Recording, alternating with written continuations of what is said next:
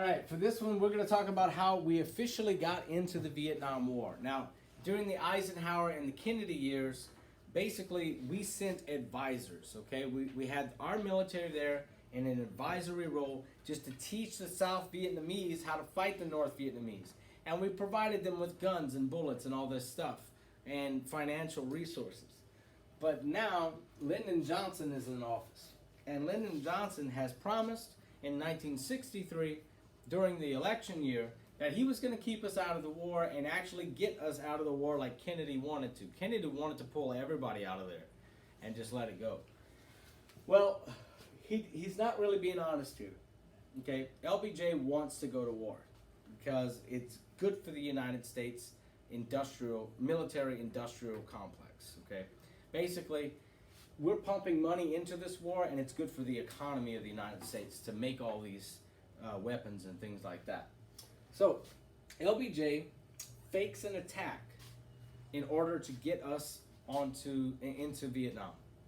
He lied, and it cost us over 60,000 American deaths, around 60,000, and a 10-year-long war. This is called the Gulf of Tonkin incident. Okay, if we look at our map right here, this is China, this is North Vietnam, this is the Gulf of Tonkin. Haiphong is right there, okay, which is the harbor. So what happened was, we had a blockade right here. We did not want China or Russia to be able to bring supplies in to Haiphong Harbor. So we blockaded the area. And there was a battleship there that had very specific orders, okay? This battleship had two reporters on board from the United States of America. And in the middle of the night, there was a big storm. It was like a hurricane, almost, in the Gulf of Tonkin. And the red sirens go on inside the battleship. And the captain comes on and he says, red alert, everybody get to your stations.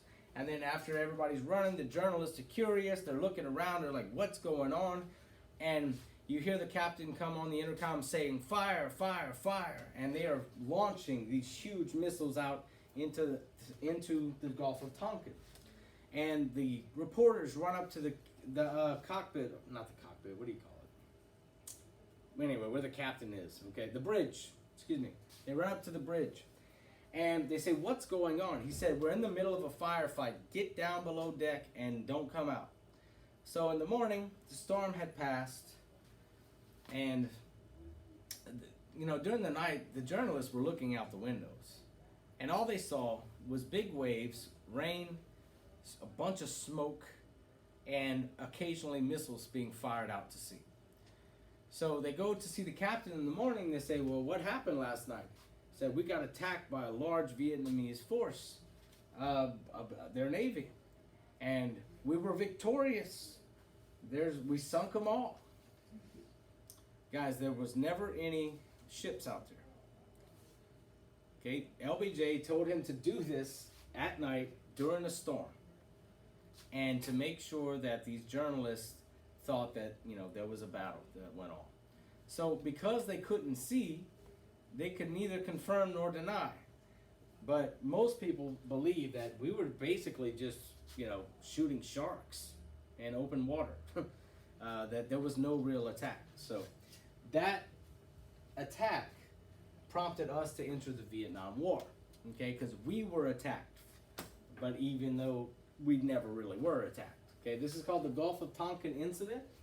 And right after that, what ends up happening is LBJ brings something called the Gulf of Tonkin Resolution to Congress to get them to sign it, or ratify it, excuse me. And the Gulf of Tonkin Resolution says that LBJ has more power than any other president before in wartime. Basically, they're giving him extra powers as president to go ahead and get into this war. Now, the problem is there are earlier versions of the Gulf of Tonkin resolution that are actually dated 2 months before the Gulf of Tonkin incident happened. Those were released in the Pentagon Papers. This is where we got our first clue that this was a false attack, that just was all a lie to get us into the war. So that is the Gulf of Tonkin incident for you. That's how we got into the war. Okay?